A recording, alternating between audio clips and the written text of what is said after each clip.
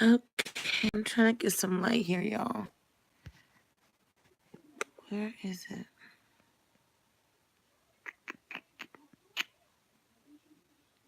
I'm trying to see.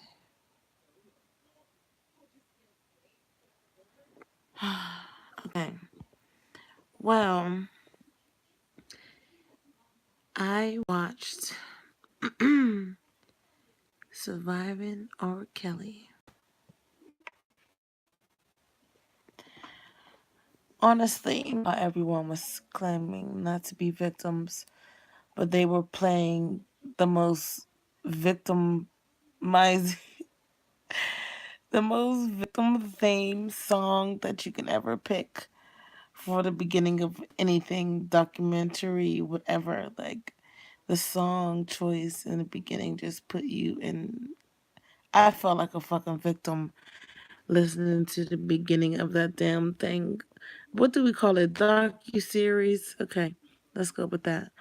Um, yeah, so that was the beginning of it. Honestly, I'm gonna make this kind of short. After watching this, right, it's also sad. I think R. Kelly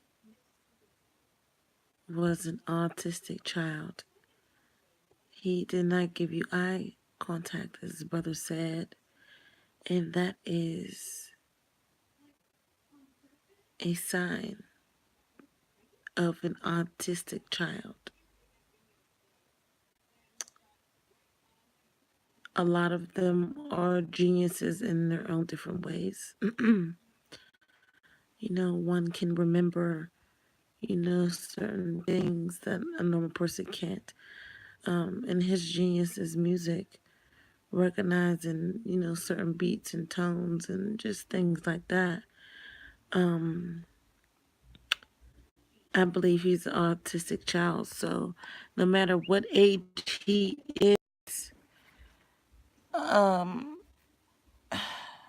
he's gonna always kind of be a little boy. Do you fault someone like that? I don't know. Now, Demetrius doesn't seem to me that he had autism. He seemed like he was very well aware, and I think that he should be in jail. Okay. I think he should be in jail. Let me see. Rotate device. Is that how to do it? I don't know. I don't think it matters.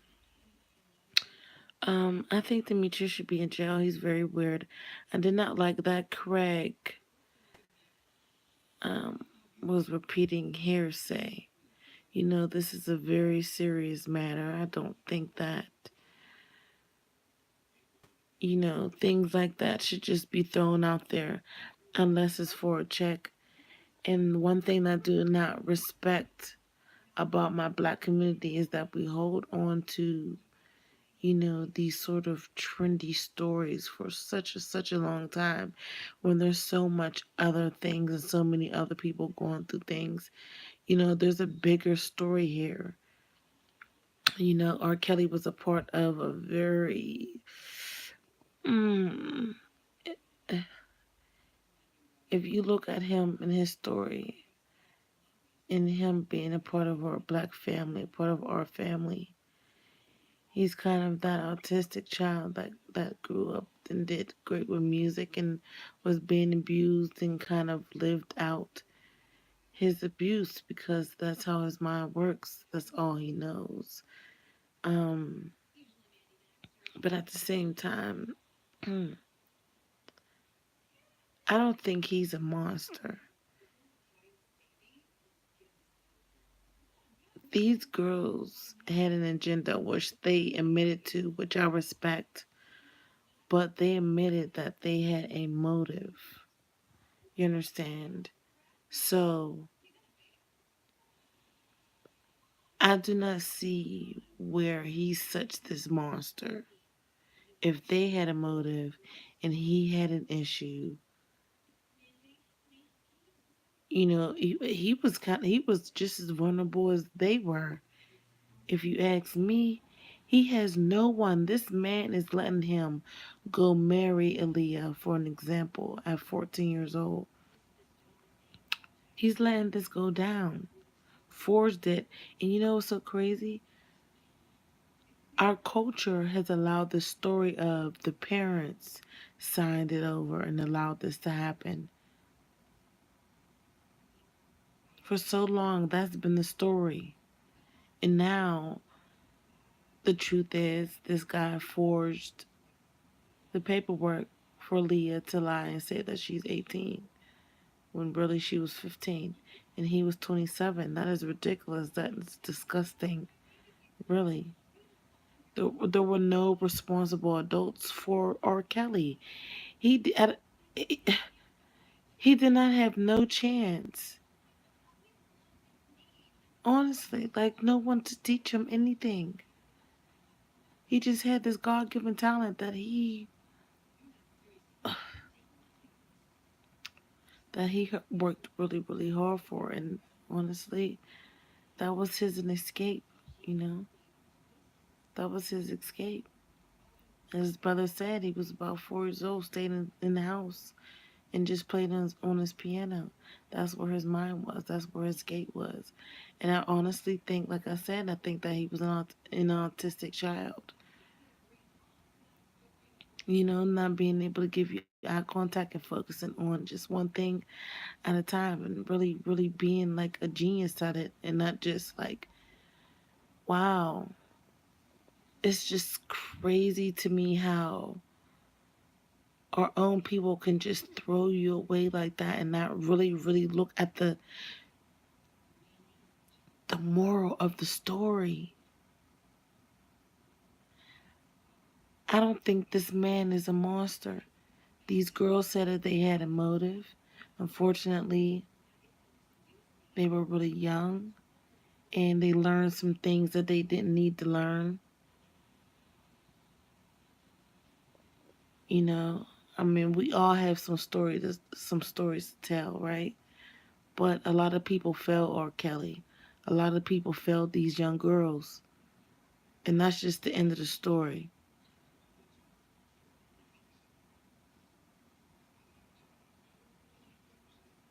You know, and I really feel like they disrespected Aaliyah's family. They disrespected her legacy by bringing her. If this is called Surviving R. Kelly and Aaliyah's not here, I mean, come on, no pun. She's not even living, and this is called Surviving R. Kelly. And the whole first part of this is about him and Aaliyah. How long are we going to talk about this story? I seen not no receipt. I seen one receipt as far as the marriage certificate. We've been knew about that. Old news. I can go on and on about the Surviving R. Kelly. Like seriously, like comment below. Like what do y'all think? Did y'all watch it? I'm sorry you can't see me, but I feel sad. I think it's really really sad. Um, and I think that we should shed light on the situation a little bit more, honestly, and not kind of if you're gonna shun everybody, if you're gonna shun him, you gotta shun everybody. You gotta shun Demetrius, the road manager. You gotta shun his parents. You gotta shun the girl's parents. You got to shun the girls' parents, the grandparents. Come on, you gotta go down to the sea. You can't just say R. Kelly just this monster. That man was autistic. Okay, he needed help and he ain't have nobody. And now they're exploiting it. They're giving this to this white devil. If it wasn't about no money, they wouldn't even. They would just chop it up and keep it moving. But since it's R. Kelly, now they want to talk about it. This is crazy.